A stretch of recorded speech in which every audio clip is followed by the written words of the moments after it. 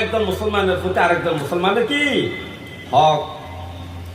তারপরে নবীজি বলতেছেন ওয়ায়ানসাহু লাহু ইযা শাহিদা আও গাবা।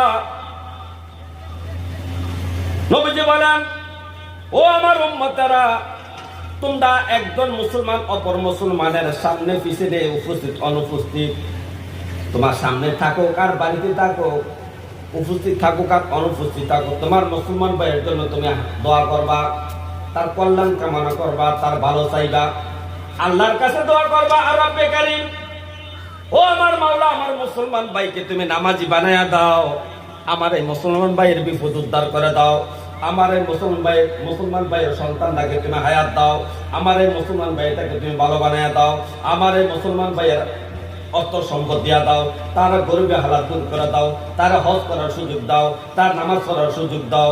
এইভাবে যখন আপনি দোয়া করবেন,